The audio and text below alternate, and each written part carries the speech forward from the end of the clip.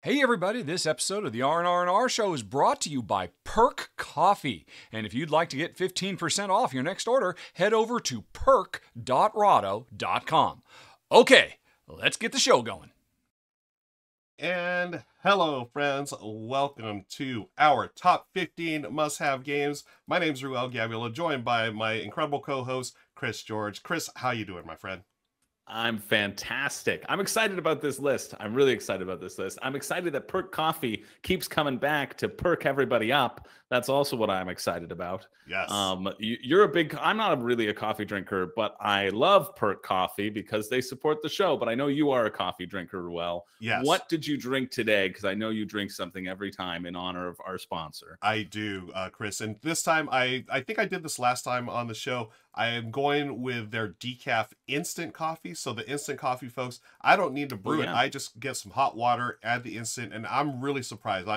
I'm not an instant coffee drinker, but the taste, chef's kiss, it's so good. And I'm going with decaf because if I have too much caffeine, like I'm going to be up all night. So I'll have mine in the morning, which I already did. And here, as we're recording this live on Twitch, folks, if you want to watch this live, be sure to hit the show notes below. And I like to have this one in the afternoon because it takes the edge off of the caffeine. And I still get that, coffee taste, which I really enjoy. And I love their mug. This is my go-to mug these days. It's just wonderful. Nice.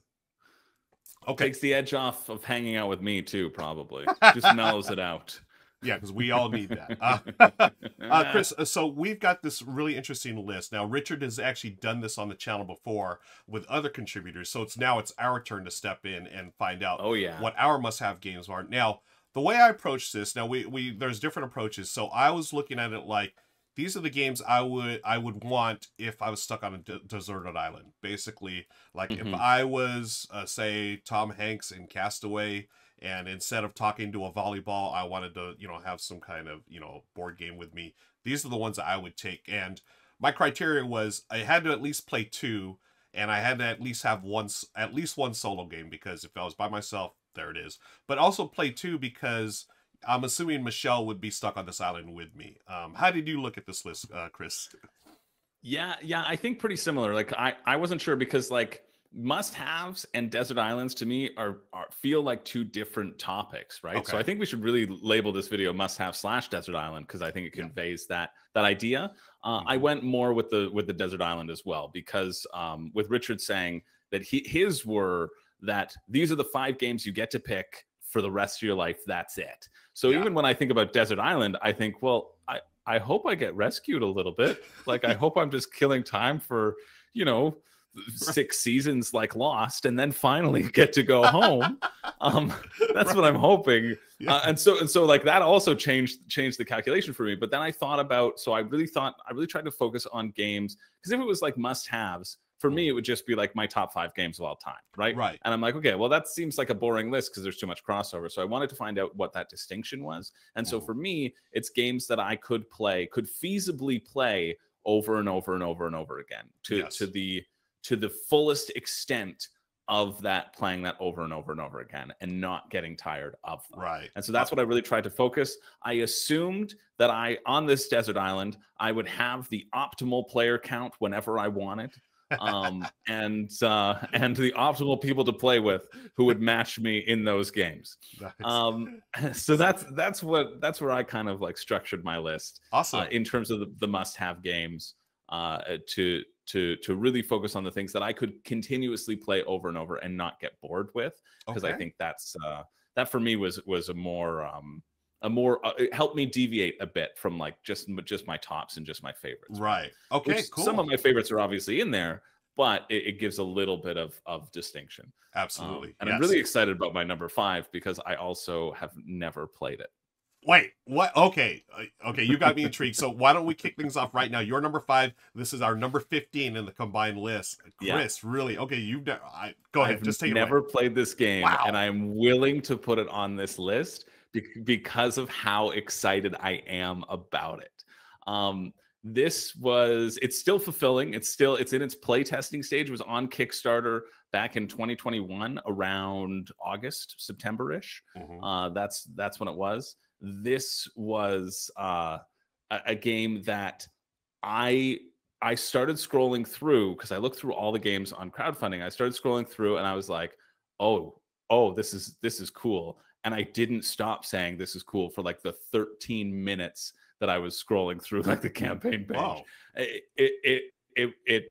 It also hits into that like large campaign style game. Like I felt like I needed to have one of these on the desert island. So I wanted to include this at like number 5, right? Also because I haven't played it. But like there aren't going to be any other large campaign games on my list because this I feel like takes the cake. And this is the one that I feel like I am the most excited to play. And I think this is the one that I'm going to complete the soonest out of large campaign games. This is Arydia, The Paths We Dare Tread. Ooh, okay. I am unbelievably still excited for this game. It looks so cool. They're going to have pre-painted minis. It's like an RPG style in a box thing. Pre-painted minis. They're going to come in this little advent calendar to pop out. I mean, I guess like Oathsworn is kind of doing that too, but they're not painted. So eat it, Oathsworn. You're not on my desert island. Also never played Oathsworn, but like heard it's really good and would be interested in it. The other stuff that really makes me excited about this is that you get role-playing points. So it's really leaning into that sort of RPG style. So when you're interacting with a character, if you're playing this with somebody else, they'll have a card, and that card will have like a number of different bits of information on it. And depending upon how the person like reacts or asks questions, you're allowed to answer the other things, right? And then you get role-playing points for like how effective you were at like role-playing the other character. And then you can use those role-playing points, I think, to like just mitigate dice rolls or whatever. I think it's something very minor, so that like it won't impact you if like you're playing solo or whatever. But I just loved that idea. I found that idea to be like so super novel. I think it looks gorgeous. I think the attention to detail in here looks off the charts. Like they have these like 3-layer player boards that you can have. There's going to be so efficient. They really care about storage, and they care about it getting to the table. Also, another thing that really made me excited was the combat system. You're going to be rolling dice, and the dice are custom, and so they show which part of the of your body does the enemy attack. And so if you're wearing shin guards and the rats are rolling, they're biting your shins, well, your armor will like negate against it. So like those little bits of specificity get me just really excited for it. I do a series on the Room and Board channel, 5 reasons you shouldn't back anytime a Kickstarter raises over $1 million. And I wasn't going to do it for this because their funding goal was like 700,000. They needed to raise like 700,000 to get this to be made. And it was like the first time I saw like a realistic funding goal. Because most funding goals in Kickstarter often are, fake so that you can hit it soon and then it looks better for the numbers, right? So I really appreciated that about them. And then also because of that, I was like, well, I don't want to do like a 5 reasons you shouldn't back. It just basically got over its funding goal. You know what I mean? Like I try to not do that sort of thing, but then I had to, for my own purposes. Like I was like, I'm too excited about this game. And at that time I did not have any money. It's very expensive. It was like $165 on Kickstarter. Oh, wow. And the US. So for me in Canada, it's, like a house. But hopefully the box is big enough to live in. But it's just so cool. It looks so cool. I actually won. I entered the Board Game Geek contest. Board Game Geek has those little contests. Yeah. And I won a copy of Arydia. This was back like right as I just begun doing content creation. I was completely out of work and I did not have the money to purchase it. And like winning a copy was just like it's so exciting. And I think even if I didn't, I probably would have like scrounged up the money or asked for it for a gift or whatever. You know what I mean? Like I think it's at that level of anticipation. And when I think about campaign games and I think about the campaign games that I want to play, like I want to play Arydia rather than any of the campaign games on my shelf. So that's why I was like, you know what? Because that excitement has carried me through, I think it's put me on a desert island because then I'll have the time to play it and I'll finally get some time and I'll blaze through this campaign. Yeah, all the classes look cool. This might be one of the only games where I'm like, I think I would replay this just because all the classes from what I've seen look really neat. Yeah, it just looks like a heck of a lot of fun. Very So nice. I'm excited. Wow, what a choice to kick off this list. That is a great pick. I'd never heard of this game until you just started talking about it, Chris. I had Really? Apparently I missed all the big Kickstarter news and whatnot, because this is a huge campaign, obviously. And It was a couple years ago, right? Okay. Too. And there's been so many campaigns ever since, right? Like there's always campaigns coming out. That's right. But yeah, just everything you mentioned. I mean, from the pre-painted minis right there, I'm already excited because I don't paint minis. So yeah, me neither. Yeah, so if I can have that already done, rather than saying, "Oh, this would look cooler if I could get someone to paint these minis," I'm not going to do it. Yeah. The most I've ever done is I've done the little wash, just like a wash on minis. That helps, good. But there's nothing like a painted job. Yeah. But yeah, I would totally play this just based on your description and seeing that quick video. I like that, the whole hey, you're gonna get hit on the arm and that's gonna affect your arm or your leg or whatever. That's really unique. That was one of the that's what I thought was really kind of innovative a bit with it, and I'm always on the lookout for unique things, and there was just so many little things, little touches in there where I'm like, this is cool. And maybe it's been done before, but I certainly haven't seen it. And I've seen a lot of games, so when something can have that consistent effect on me, even the characters, it comes with 12 little heads and 6 little bodies, and you can stick the heads in and customize it with that. It's just so fun, right? I just think it's gonna be a friggin' blast. So all right, by the designer of Zaya, Legends of a Drift System. That's Cody Miller's other big hit. Yes, I'd say. Very nice pedigree. Cool. All right, great choice. Wow. Let's move on to number 14. This has a little bit to similarity to what you chose. This is my pick on the list. It is a campaign style game, a legacy game, and this one probably my favorite legacy game of all time. I had nothing but the best time with it with my buddies. And normally legacy games for me, they're better as theoretically. I love the idea of a legacy game or campaign game, but in reality, I play it once or twice with the same group and we're already, moving on to another game, or it just doesn't get back to the table, unfortunately. But for our number 14 combined list, it is Clank Legacy Acquisitions Are Incorporated. I absolutely adore this game.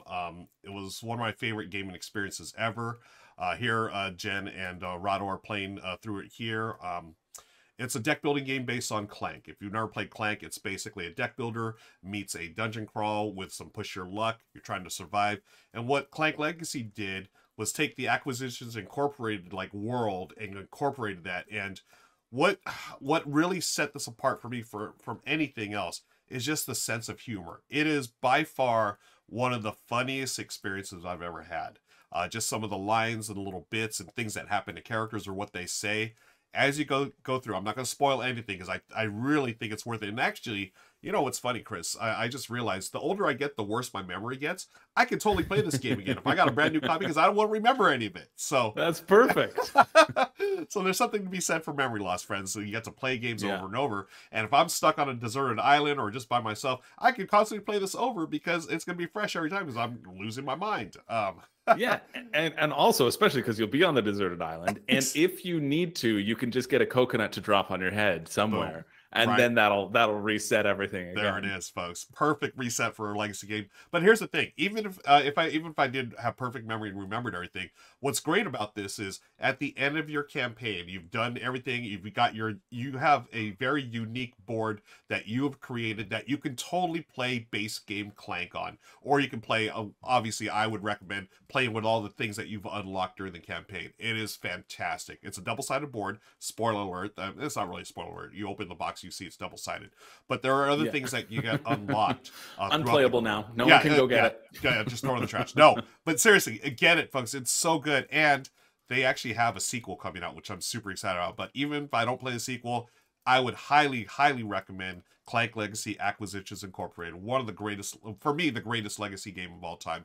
I absolutely love it. And, I love Clank. So this took Clank and just ratcheted up from, whatever I ranked it to an 11 or 12. And, I would totally play this again. I absolutely love it.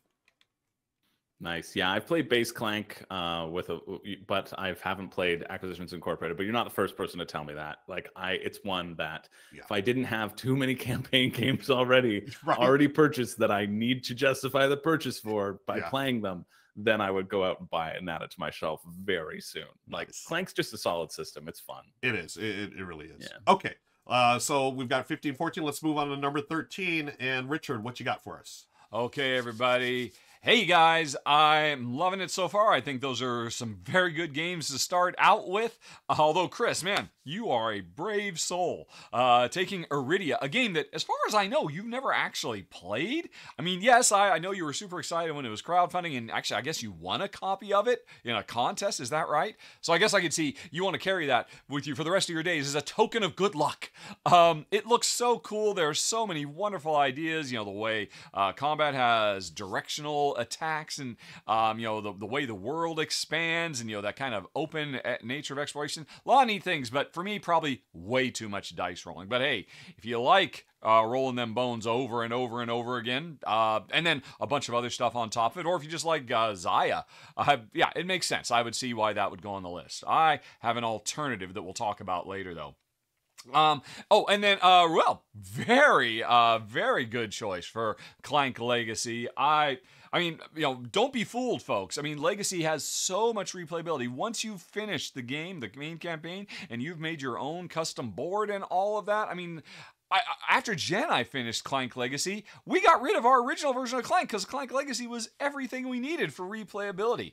I've got a similar game on my extended list. Didn't quite make you know, the short list, but it made the slightly shorter list. And for folks who don't know, you know, there is an extended edition of this episode, right? Where we are, well, at least I am going to talk about even more must-have games. You know, Desert Island, whatever you want to call them. And I assume Chris and Ruel will too. You can hit that eye in the top right corner of the screen or follow the links down in the show notes. You'll still get this entire show plus a bunch of extra stuff. Pre-show, fun shenanigans, and post-show talking about additional games. And like I said, I've got one that's very near and dear to my heart. But anyway, enough about your guys' choice. What is my number 5 on my personal list, therefore number 13 on this communal list? I am glad you asked. It is Planet Unknown.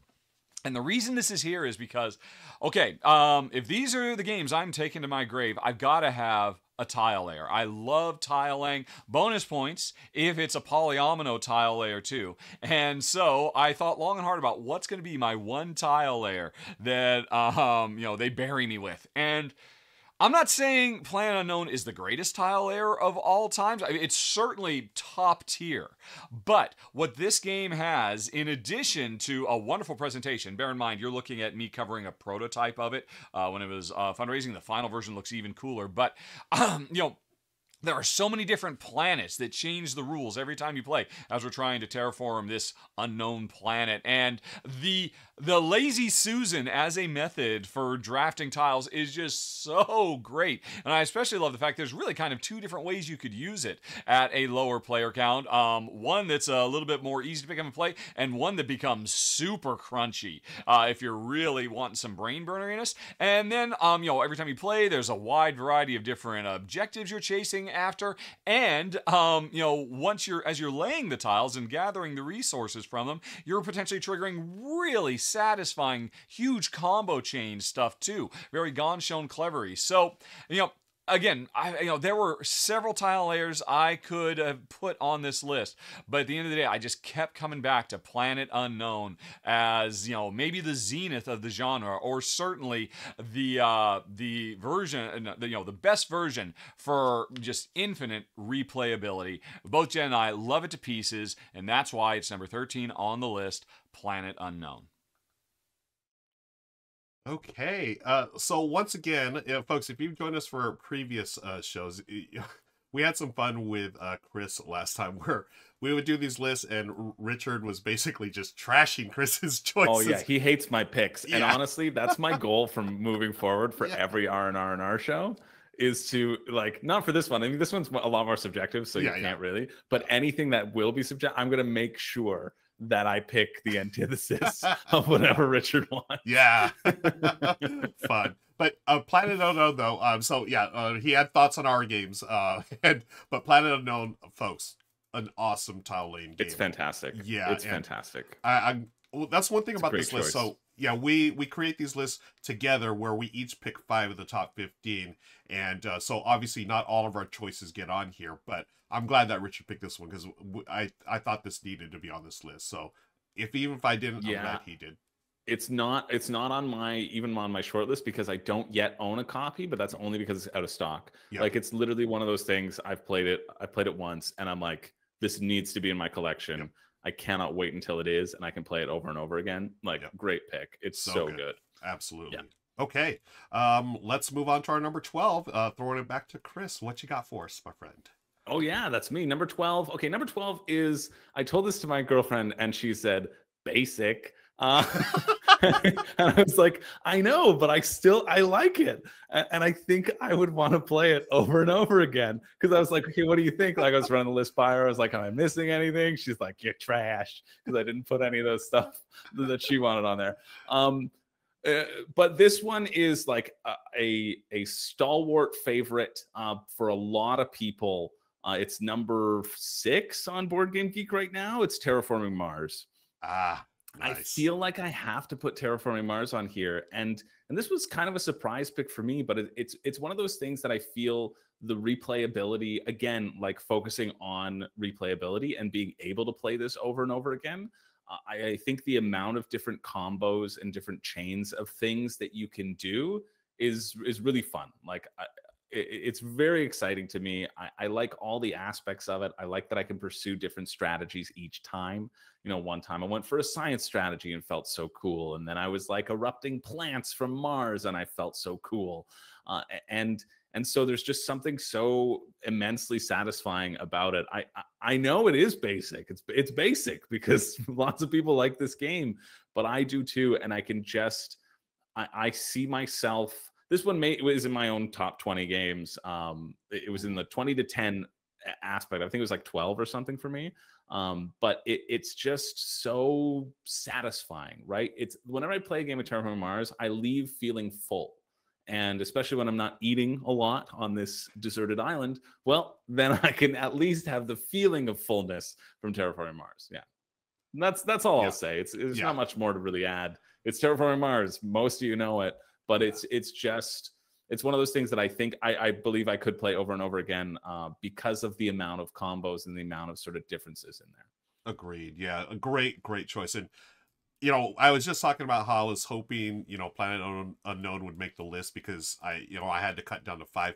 Terraforming Mars, Chris, was also another one that, you know, it's in my top 10 of all time and it had to be here. I didn't put it on my short 5, but I assumed, I guess. I'm gambling, folks. I'm gambling like, okay, either Chris or Richard's going to have this on the list. And I'm glad you put it on here. It's still. I forget we can play each other's games now, right? Because we're doing this list together. Yeah. So we can play each other's games for the end until the end of time. Wow. The end of time. Honestly, the weight that has been lifted off of me because I was like, I know there are some gaps in my list. Yeah. I've seen it. I know what the gaps are, but I picked what I picked. Yeah. So think about it. Like it's not just the 5. Like this is top 15. So we have all these on our deserted island or wherever we are. True. So perfect. Yeah. Terraforming Mars. Yeah. It still holds up. One of the ultimate engine building games. And, you know, it is, you know, if you're on that deserted island by yourself, it plays solo, and I've played it plenty of times solo. It's fantastic. So, yeah, good call, Chris. Very well done.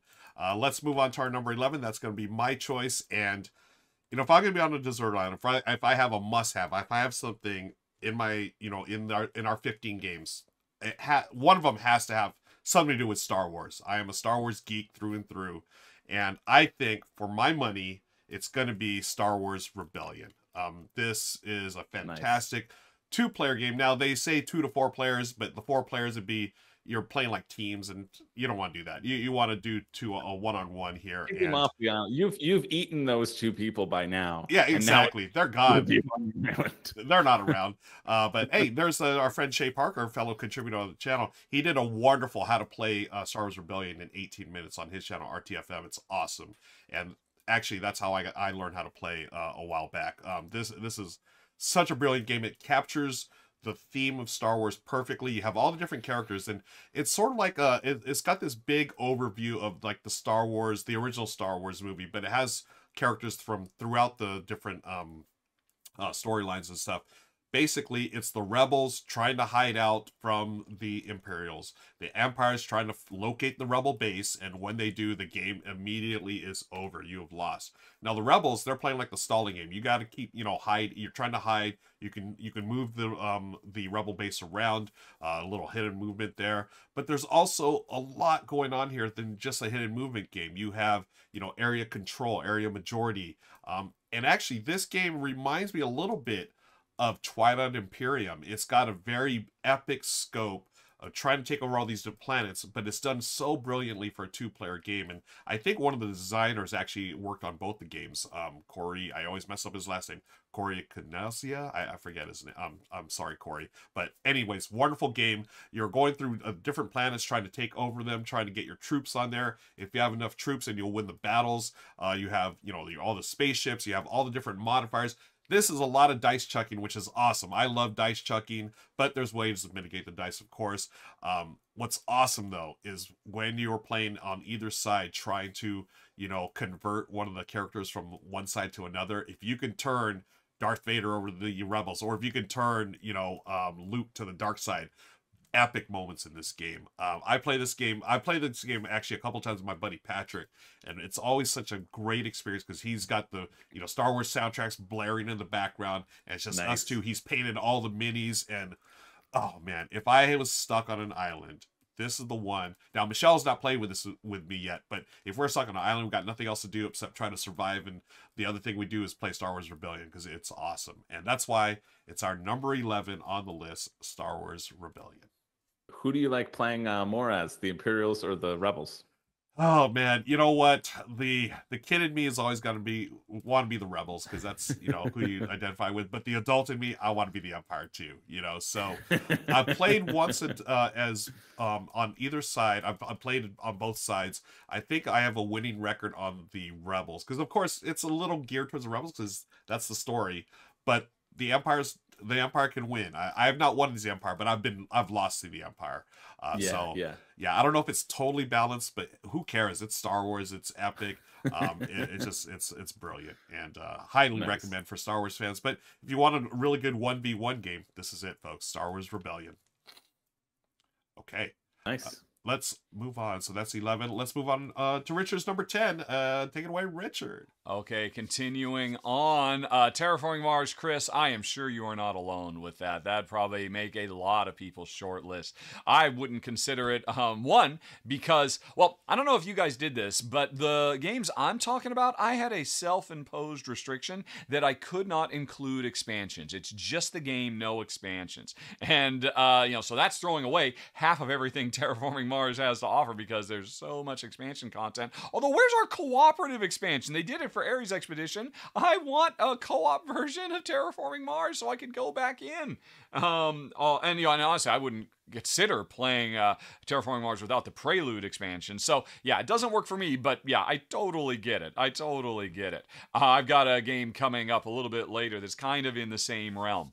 And then, yeah, Star Wars Rebellion, sure, Rebel. Of course you have it.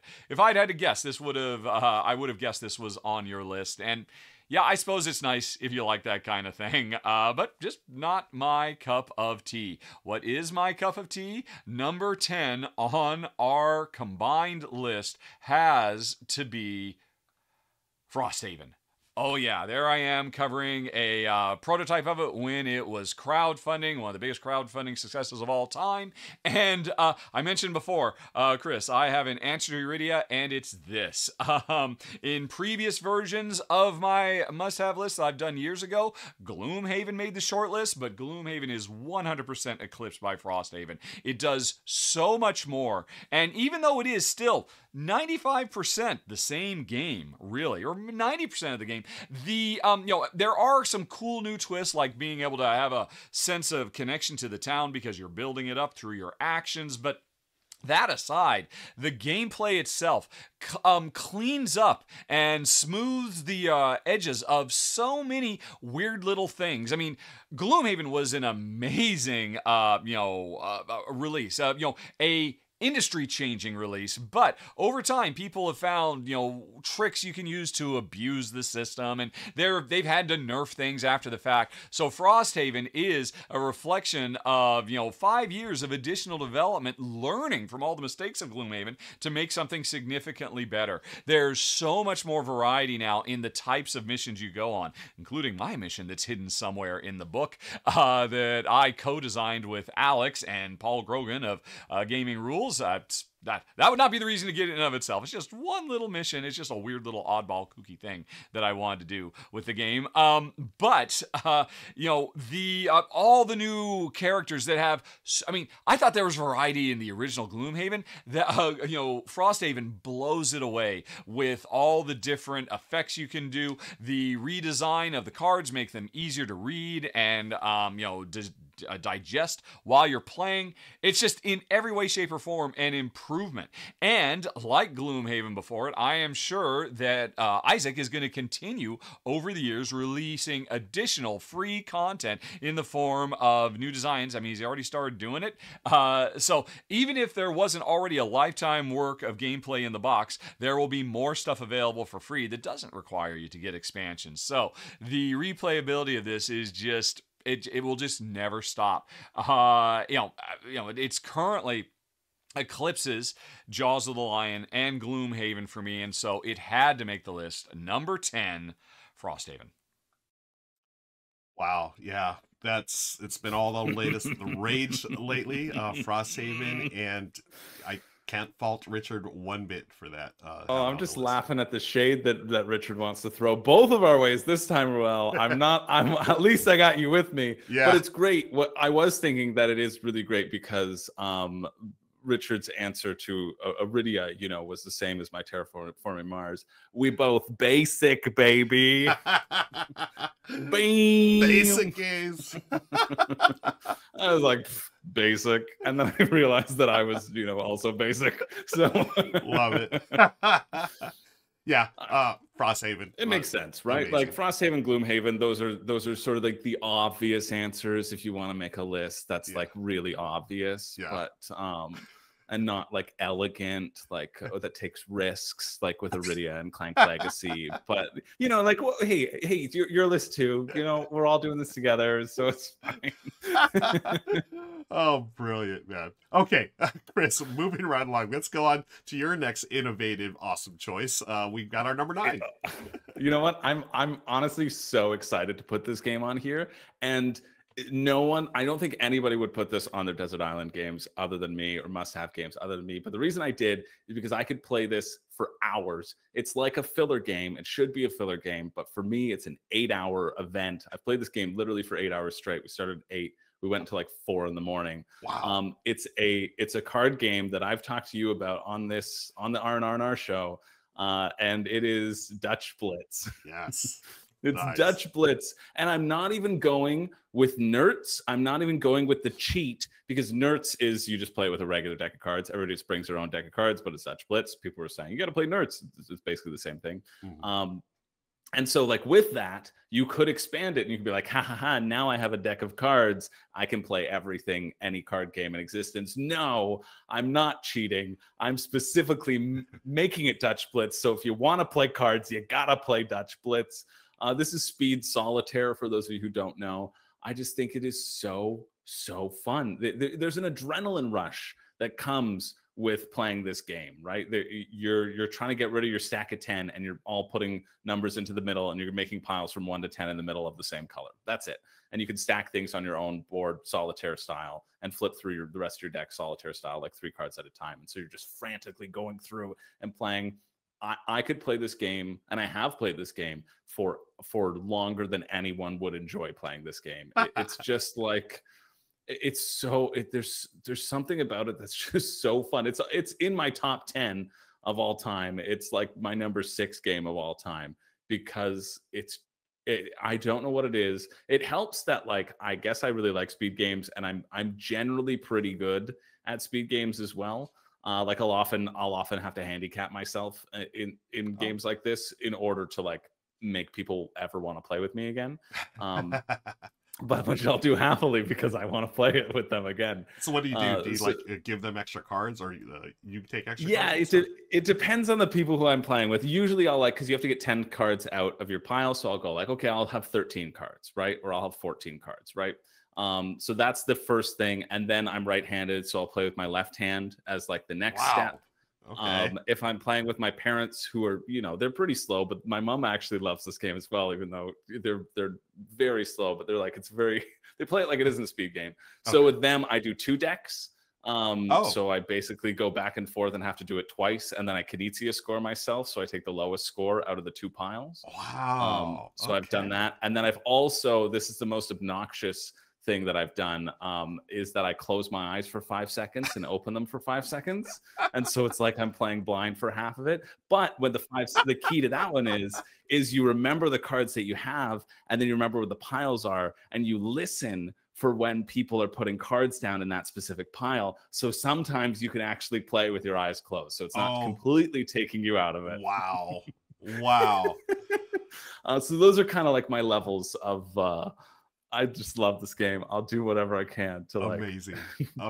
I just think it's just so fun. And when I play with my friends, we listen to like anime soundtracks while we play. So like when the beat drops, we're all like, whoa, and we feel like we're cool anime characters. So it's just the best friggin' time. And I love it. So cheap. Recommend everybody get a copy or just play Nerds, which is just with a regular deck of cards. But that's my number 9. Our number 9. Fantastic choice. And yeah, I do remember talking about this with you, and I have not been able to play it yet, but I've seen other people actually playing it. I've seen a couple of live streams people playing it. I was like, yeah, I need to get this game. And and like you said, you could just play with a normal deck of cards, right? It's the same game. Yeah, all you need are different backs, really. Yeah.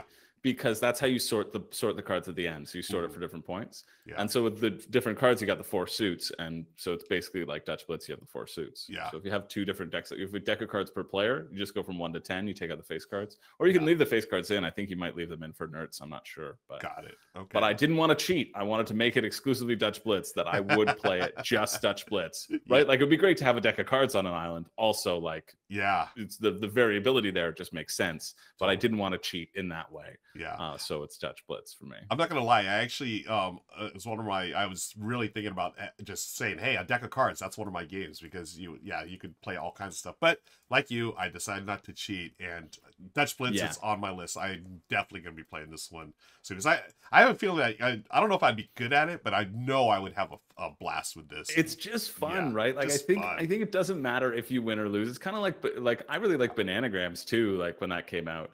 And because it's just a fun speed. Like I don't care if I win or I lose. It's just like, I care desperately.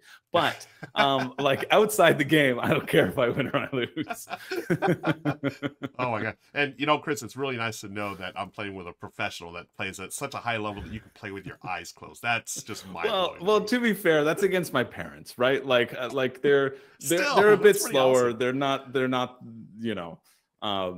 I only do that on a very occasion. Usually I won't handicap.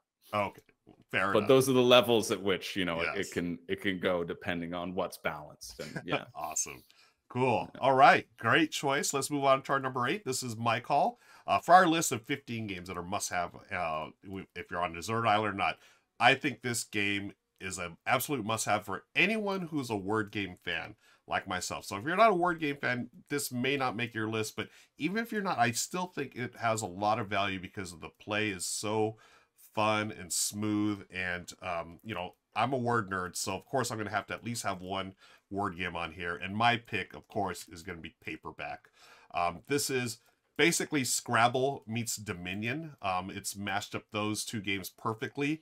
And here I'm actually going to recommend the 10th anniversary edition, which I did a run through for the channel a while back. So it's going to be out soon. But this one takes the base game. It's still the same game. Scrabble meets Dominion, but it really ramps things up with a couple of new additions. And for the specific purpose of this list, I was thinking about the solo game that they did here. It's brilliant, Chris. And cool. Here in Paperback, what you're doing, you have letter cards, you're drawing the letter cards, and you're trying to form a word. that word will generate revenue. The revenue gets you more cards or more letters. And some of those letters, actually a lot of those letters are going to have special abilities that trigger when you play them, when you build a word with them. And oh, it's so good. You can play now the original game. You can still play solo. It's basically the cooperative game, but done in you just play by yourself, trying to get the victory point cards before they've been covered up with these cubes. Now, the 10th anniversary edition ramps that up, takes that up to the next level, because it actually has an AI that's sort of like, you know, trying to outthink you and trying to place different cubes on different cards and going around in this specific pattern. And if you time it just right, you can, you know, avoid losing. But it's not easy. I've played it several times and I haven't won every time. So I'm not at that level where I can play a game with my eyes closed. So you definitely need your eyes open on this one, folks. But, oh, it's so good. In the solo game, when you're playing against the AI, it actually has different abilities that will trigger. So that's good. You have to play against that. And depending on what word or what the die roll is, it does have a little bit of luck here. The die roll will determine what you can do on your turn and what the AI can do on their turn. Oh, I love this game so much. And of course, the 10th anniversary edition, as much as I've raved about it, you can still play the base game, just, you know, using the same cards. So Scrabble meets Dominion. It's the perfect blend, and I think it's the perfect word game. It's my favorite word game of all time, and that's why it's on our list at number 8, Paperback. Cool. Favorite word game, eh? Yeah, I saw this on crowdfunding at the anniversary edition, and I was really tempted. Now I'm even more tempted, Roel, because like I also love word games. Oh, okay. Yeah. Do you have any favorites that come off the top of your head? Favorite word games? Probably like Letter Jam is pretty high up there for me. Letter Jam's solid. Letter Jam's great. And honestly, even Bananagrams. Like I think Bananagrams is actually a really good game. It's fun, yeah. I would, you know, I would definitely recommend this. You know, if you're a word game fan, you're not really into modern board games, I think it's a really good introduction to deck building. And then if you're, you know, like yourself, you're someone who's already into the hobby, you'll recognize right away, oh, this is just like Dominion, but just with Scrabble mixed in. So you'll pick it up just like that. It's wonderful.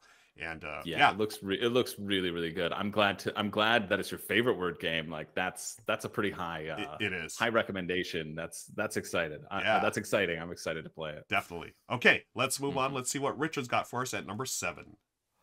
Okay, all right. So, Chris, I love the Dutch Blitz is on here. You're a smart man hacking the system, I'm sure, because don't get the official version of Dutch Blitz on your list. Get 4 unique card back decks of 52 cards so that you've effectively got every card game in all of history at your convenience. Very, very smart. And I do hope to play this game someday in your Great White North Canadian Dutch Blitz syndicate you've got going on. I remember we talked about last year. And then, Paperback. Yeah, that actually made an earlier instance of my must-have list as, when I was trying to, if I could only pick one deck builder, what would it be? And Paperback is a very, very strong contender for that. And I especially know how much it means for you, seeing as how you're such a huge word game fan. But for me, my number 7 on our combined list, let's talk about it. It is Free Radicals. And I think the reason for this is pretty obvious. There are 10 games in this box. If you want to play a Rondell game or a Moncala game or a pick up and deliver game or an adventure game or a deck building game or an engine building game, this game has got you covered.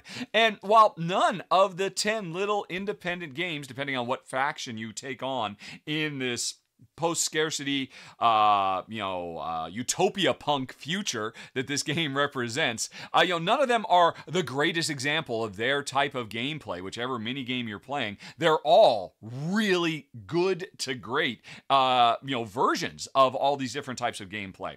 And so it's a really, to me, it's a fairly obvious choice to include if I'm going to be stuck on a desert island. That's why it ranks higher than the previous 2 for me that I've talked about, because I'm actually doing my particular countdown of 5 in more and more essential. If I could only have 3, this would be my number 3. But anyway, the other thing I love about this, besides the fact that there are all these different styles of games that all work really, really well, and every time you play, you're setting up other people, and hey, I'm going to play a deck builder while you're playing a Moncala game or whatever. I love that. But I also love the glue that binds all players together, because unlike other games that have extreme asymmetry where everybody is playing their own unique game with their own unique rules, most of those games, Root obviously popularized this idea, bring us all together in a very cutthroat way where we're battling each other for dominance of some central element of the game. But in this one, because it's a post-scarcity, idealized humanity future, which I personally subscribe to, that we will get to someday. I love that this is an optimistic view of humanity's future. In this game, even though we're all still competing, there are so many ways for us to collude. One of the most important resources in the game, knowledge, is something that I could hoard for myself to turn it into more victory points if I wanted, or I could give it to you, Chris, or you, Ruel, and I could decide where it goes, which means I'm giving you more victory points, but instead I get, active action benefits that will hopefully pay off for me later. When I am building buildings, yes, I could build the building that helps me the most, so that I could visit it worker placement style, or I could build the building that helps Ruel the most, because if he visits it, I get even better rewards. So everything about this game is about understanding what your opponents are, where you are relative to them, and trying to help each other while still trying to come out on top. So I love the story this tells, in addition to the fact that I love that this has 10 excellent, completely different games all in one box. It is an absolute miracle of design that they were able to, capture all of this. And so it makes my shorty short list number 7, Free Radicals. Yeah, this game, I know Rich is just hyped about it for a while now. Yeah. And I have not been able to play it. It was tough to find for a while. I think it's I don't know if it went out. I've never even heard of it until right now. Yeah. I'll be honest with you. Yeah, never even heard of it until right now, but it sounds very exciting. Yeah, and I know Richard was really excited about the theme and just the 10 mini games in one basically, and it seems like a really good choice to have on a deserted island or as a must-have. So fantastic choice. I'm looking forward to playing it. But let's move on to our number 6, Chris. You've got the call, my friend. My number 6 is a deck of cards. No, I'm just kidding. I was just throwing Dutch Blitz up there and wanted to just throw some more shade at Richard, because I think it's my favorite thing to do now on this stream. I'm not a cheater, Richard. Base Terraforming Mars. Yes. Base Dutch Blitz. And you know what else is coming up? Base Everdell. Nice.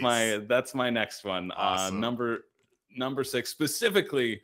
No expansions. I don't need them. I absolutely love Everdell. Everdell, honestly, this was a really tough. I could talk about it more when I get to my number 1 or number 3. I felt like they might be too close to each other, but I think it just scratches an itch of something I really like. The amount of combos that you can create, the structure of the tableau that. You think you have all this space, and then you're immediately at 15 and you're like, oh no, I wish I could build more. I could play this game over and over and over, and I'm thankful. Why it hits my list is because I know I will play it over and over and over, because my girlfriend also likes this as a game.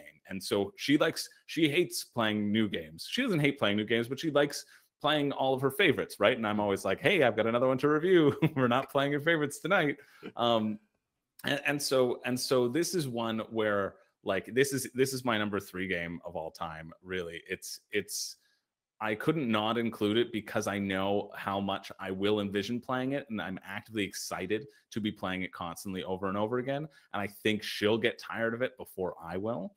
It's just so slick, like the way the cards interact, the number of combos that you can create. I guess I just really like combos.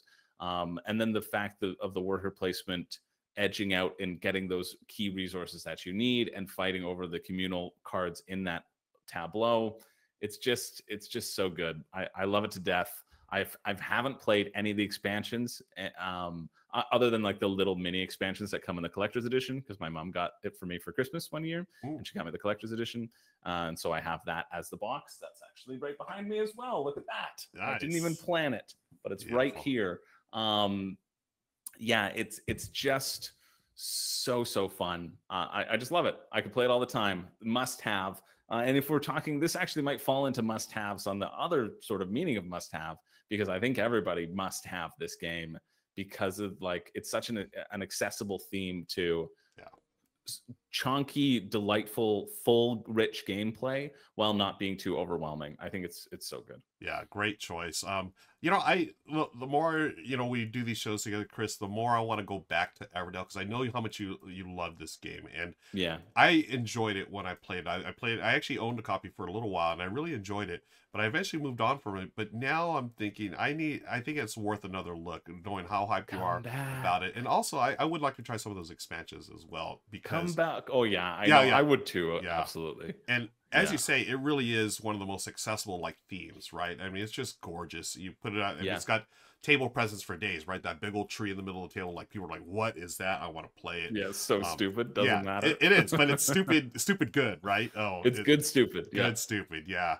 And I think, I mean, I love worker placement games, and I'm trying to remember the reason why I got moved on from it, and I can't remember any good reason why I got rid of it. Maybe it's one of those, it just had to be called because you only have a certain amount of room in your house, for games. Yeah, but I would gladly play it again. I would gladly maybe consider picking it up again for the collection. So, yeah, great choice, my friend. Yeah, it's one of those. Anytime somebody asks, I'll be like, yeah, 100%. Yeah. Like that's the sort of what I try to go with these games. I'll be like, yep, let's do it. Yeah, totally. And if you are in Desert Island, it's probably not the prettiest of places. I mean, because of the circumstances, but yeah, Everdell, hey, all the creatures are nice and friendly woodland creatures rather than trying to kill us. And you can eat the berries too. Yeah, no, don't eat the berries. Totally don't safe. Eat the berries.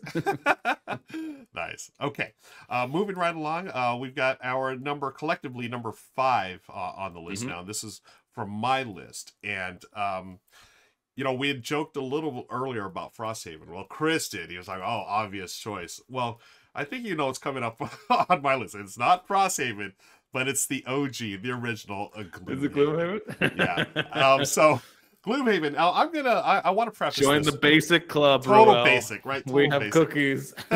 No, it's like it is the pick, right? Yeah. I feel like Gloomhaven and Frosthaven are the picks. Absolutely, here, right? Like it just makes sense. So much content, so much replayability in a box, and I want to preface this by saying that just as a full disclosure, I recently was hired by Cephalofair Games to work on their campaign for Gloomhaven 2nd Edition. So, just to throw that out there, folks, yes, I've been hired for them just to run the campaign, help run the campaign. But what this has done, honestly, has given me a fresh new look at Gloomhaven. I enjoyed it before. I have not played the entire thing. I just started the Gloomhaven Jaws the Lion, which is the prequel to this. And it's reminding me of how awesome this system is. This is so good as far as like hand management. You've got to play a card. You have your initiative, and then you have actions, top or bottom. What are you going to do? Do you want to go first? But do you want to give up certain actions? I love that tension every single time you play this game. It's all about those choices you make because you have missions to complete. I mean, it's like the ultimate dungeon crawl. You're, looking around, you're exploring, Gloomhaven, and you've got all the different characters. You have characters that will unlock. I mean, it's going to take forever to play this game, So, of course, on a desert island, you got nothing but time. Might as well fill it up with the ultimate example of, I like to call it like the ultimate choose your own adventure book, right? I mean, you're going through the narrative, making choices, and then you go in and do combat and explore and unlock all kinds of great stuff. Oh man, I have really, again, I want to make people, people will think, oh, well, it's because Ruel's getting paid by them. No, it's really really have gotten a new appreciation for a reappreciation of the game, Gloomhaven. And the 2nd edition. Now, I wanted to say this. Richard was talking about Frosthaven. The original Gloomhaven, Frosthaven took the original Gloomhaven, basically made it better, right, in a new setting. But Gloomhaven 2nd Edition has learned its lessons from Frosthaven and been re-updated. There's all kinds of new stuff, and it's smoothed out mechanisms. So I'm really excited for Gloomhaven 2nd Edition. But in the case of a deserted island, I can totally play Gloomhaven, folks. And that's why it's our number 5 on the list, Gloomhaven. Yeah, I mean, a great pick. Like it is. You've got to bring a campaign game. Absolutely. You'd have to. Yeah. If you have to. If you don't, that's ridiculous. Like, you got to, unless you hate campaign games, then you don't have to. You do what you want. But yeah, no, like I joke, but like Gloomhaven, Frosthaven, it makes sense to me, right?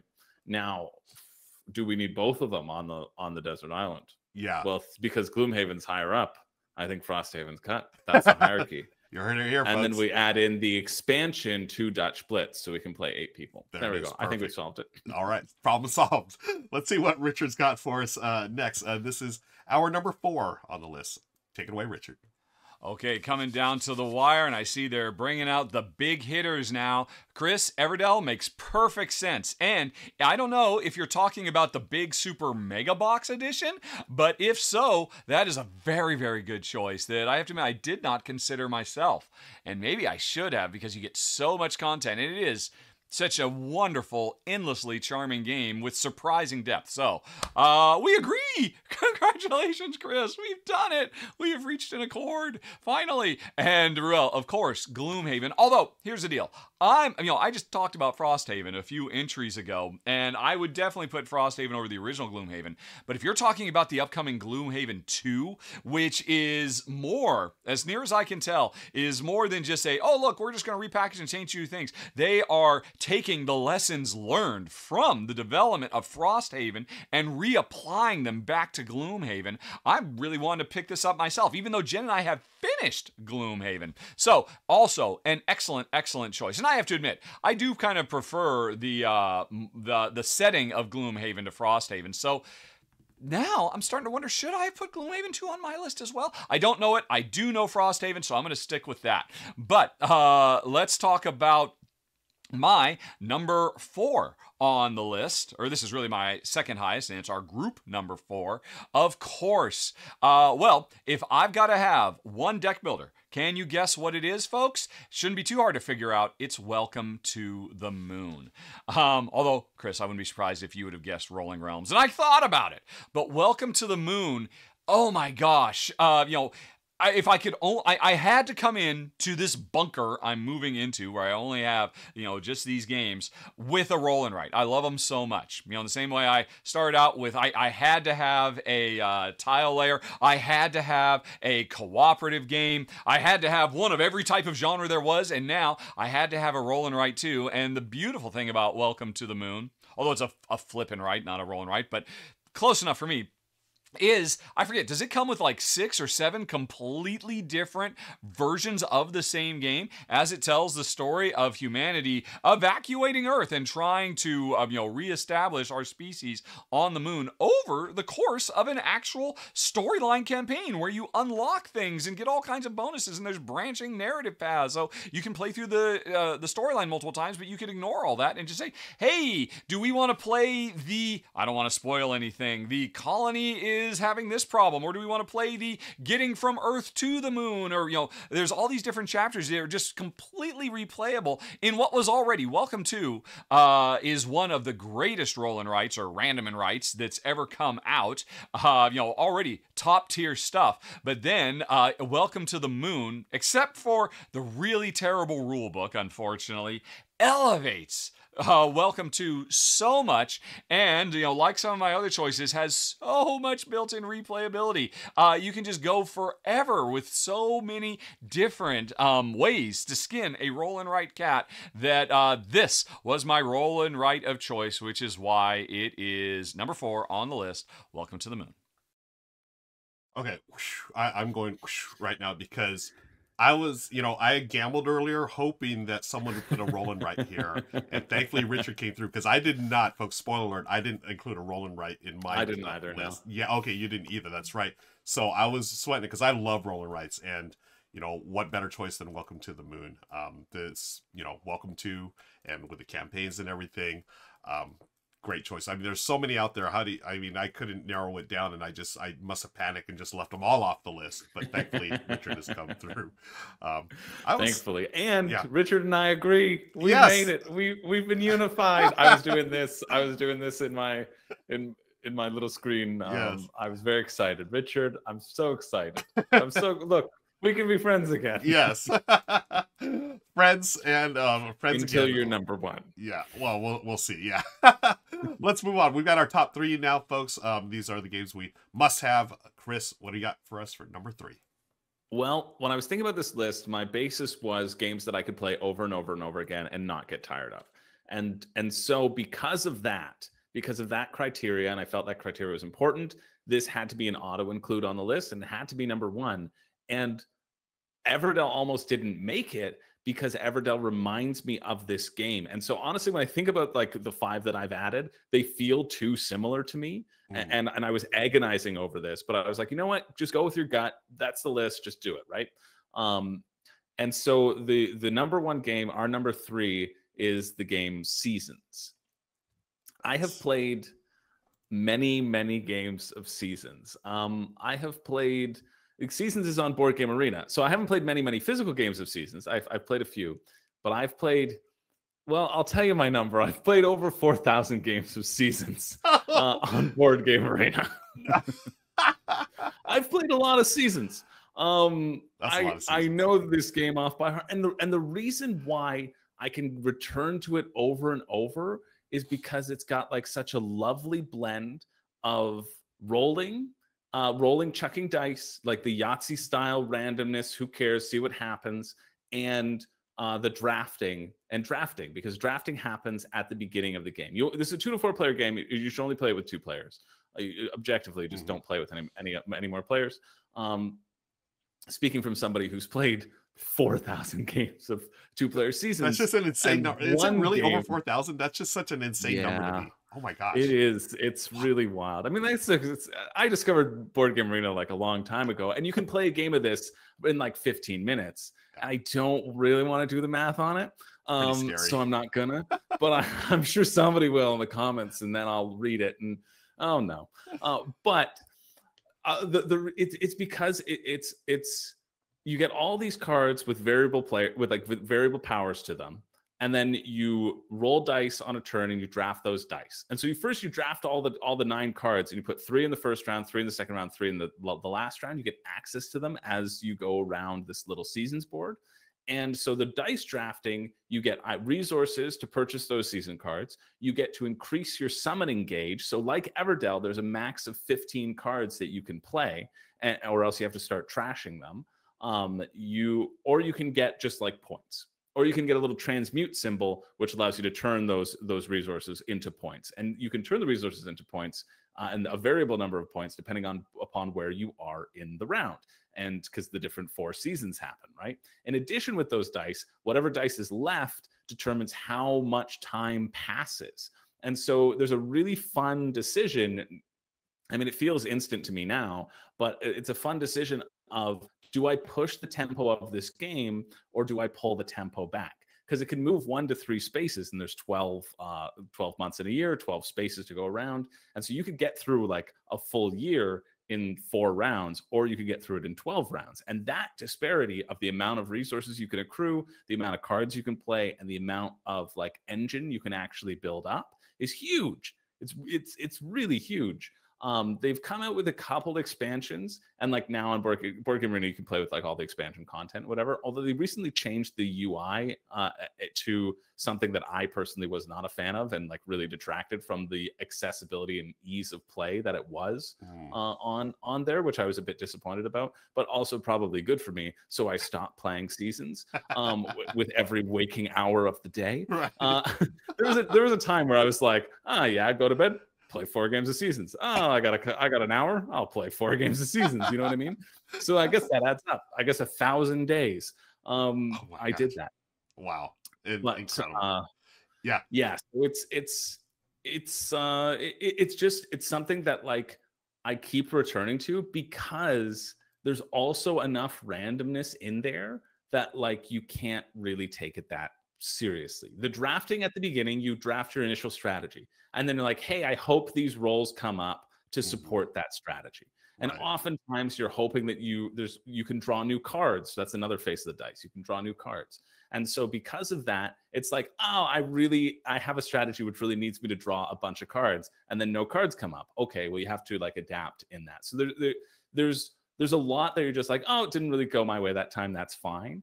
But still the process of chaining the cards together, it feels really satisfying. Not all cards are created equal. There's a clear tier list that like you learn over the course of time. You're like, okay, this is the best card in the game, or this is the best card in a 2-player game, right? Yeah. And so if you get that immediately, it kind of determines your draft. But I also love playing a 2-player game because in the drafting, I'm like, okay, knowing the tier list, I know kind of what I want to create, and I know what I want to force you to pick as well when we're drafting. So I'm like, if I pick this, then your optimal move is to pick that, which allows me to pick this one, which combos with the first one, right? Nice. So like being able to kind of do that is pretty fun. Yeah. It's just relaxing. And that's what you want to do on a deserted island. It's the game I've played the most. I don't actually own a physical copy. My friend does, because I don't.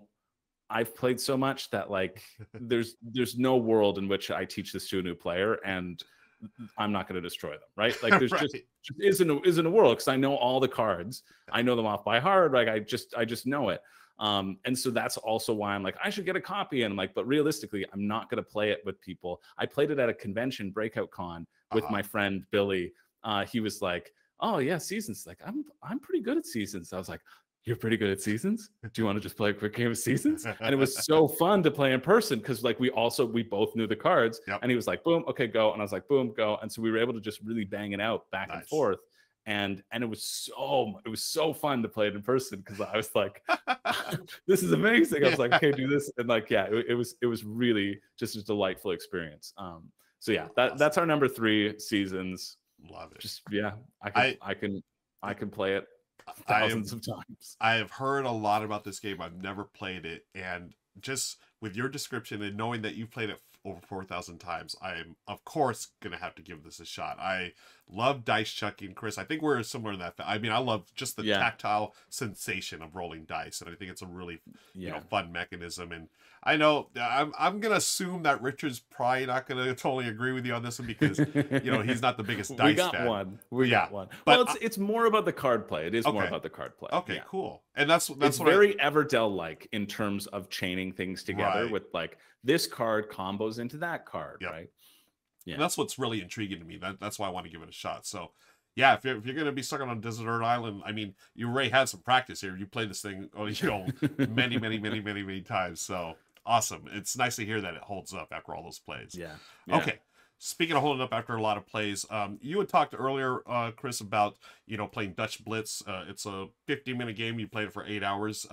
This is my equivalent of that. It's our number 2 game. I learned this a couple of years ago, and it has been around for over 150 years, and I just played it recently. I just learned it, and it's our number 2. It's Crokinole. It is the ultimate dexterity game. I want to thank our friends in Canada for inventing it. Apparently, that's the story, at least, that it was invented in Canada, right? It's basically curling on the tabletop. You were shooting little wooden discs. As you can see, our friends, the Brothers Murph playing here, shooting a little disc. I'm trying to get in the scoring hole. There are also different scoring circles, and you shoot, I think it's a dozen discs, and then whatever's left over, you're going to subtract points. You score, I think it's like 15, 10, and 5, depending on the location. If you get in the hole, it's 25 points. And then at the end of the round, you take the difference, and that's what you've scored. And then so if you had 50, I had 35, then you would score 15. And it's a race to, then you reset the board. It's a race to, I think, 100 points, and then that's the winner. It is so amazingly good. I was blown away by how good this game was, Chris. I was not expecting, like, I'd heard so much about it. It looks simple, but oh my gosh, it's infinitely replayable. And I had referenced, you would talk about Dutch Blitz, playing it over and over. That's how my introduction to this game was. I played it one time. Friends brought it to our game night. That's all I played the entire game night. I was like, yeah, I want a rematch. I want to play again. I taught the Brothers Murph at a convention, Dice Tower West, a few years ago. Same thing happened. There's like, we just ended up playing for hours at a time. It's like, and then, Shay, a fellow contributor, and his friend Amir, they ended up playing all, like, throughout the night. Like, literally, we borrowed the board at Dice Tower West, and it was at our table for hours upon hours. Like, I don't know if we broke any rules. I don't know if we were supposed to have that long, but sorry, folks at Dice Tower West back in 2019, our bad. But, oh, it's so good. You were using it. You were using it. It's totally worth it, and we totally used it. We got our money's worth out of it. Highly recommend it. If I'm gonna be on a deserted island, with Michelle, and this is a game that we could play at any time. It's one of those no-brainers, right? I mean, the rules are so simple. You could pick it up and oh, I forgot how to play it. It's been a year. Oh no, it just took me 1 minute to relearn it. Yay, let's jump right into it. And I figured if we're on a deserted island, if the conditions weren't ideal, for playing cards and whatnot, those will get shredded in desert island. A good Crokinole board, folks, is going to last you a lifetime. And it's like a keepsake, right? It gets handed on generation to generation. I already bought, I bought a Crokinole board, Chris. I already gave it to my nephew a year ago. I have a second Crokinole board. That one's for Uncle Ruel. That's staying at my house. But yeah, it's so good. I absolutely love this game. I can't stop playing it whenever it's on the table. It's fantastic. We've had tournaments, we've had competitions. It's one of those games that you can bring to a pub, have your favorite adult beverage and play along with that. But I can't get enough of it. That's why it's our number 2 on the list of Crokinole. It's a great pick. It is, really replayable. I know a really good quality board is expensive too, but you can get cheaper plastic boards too, and it does the job. You're flicking discs all on the same surface. It's just like shuffleboard. It's it's like any of those table games. Yeah. It's just fun to do. You don't have to spend a bajillion dollars on a beautiful wooden handcraft one until you're sure that that's the thing that you want to pull out. We've got one at our family house. We pull it out around Christmas and it just sits in the corner. And then people will be like, "Oh, you want to play a quick game? Boom!" And it just lives in the corner because it's perfect for those situations too, family family gatherings and whatnot. I'm gonna go right back to the Brothers Murphy video. That board right there, Mayday Games, they actually put one out I think once a year or once every other year. Their boards at the time when I bought mine, I bought the exact same one. It was $99 US, which is a fraction of the cost. That's nice. It's a fraction of the cost of a regular, normal Crokinole board. Now, having said that, I ended up getting another Crokinole board, which was higher quality. It's worth it, folks. It is totally worth it. It's just so nice. And but whatever. I've heard a company, Tracy Boards, referenced a lot too. I'm sorry. I don't. I've heard the company called Tracy Boards referenced a lot when people buying boards too. I've no experience with their products or anything, but I don't either. The one I went through, I think it was Crokinole Canada or whatever. But, nice. Well, you got to go with that one. That's the thing, right? That one. So that's our number. You got to go with that one. That's our number 2, folks. Let's see what Richard's got at the top of the list here. Richard, what do we got? Wow, I did not see that coming. Seasons? Chris? I mean, you already have Everdell, and I guess you just read, sometimes when I feel like Everdell, but I want to roll a lot of dice instead of do worker placement, and I want to punch my opponent in the face while I'm doing it. I guess that tracks. I mean, it is such a gorgeous game, and it's a super smart design. I very much respect it, but gosh, aren't 20-25% of all the cards are steal from you, mess with you, and it's but hey, the heart wants what the heart wants, and it's certainly a very, very good game. And I guess you were really kind of live and let live for the rest of your list. I mean, Terraforming Mars has a little bit of I will bring down a furious meteorite on you, and so that gets you in the mood, and then Season can satiate your bloodlust. So enjoy. And Ruel, of course, Crokinole. Yep. You've talked about this before. I totally get it. Especially if you get a really beautiful, what do you call it? Keepsake that you will hand down to, future generations of your family because it can be so beautiful and it is infinitely replayable.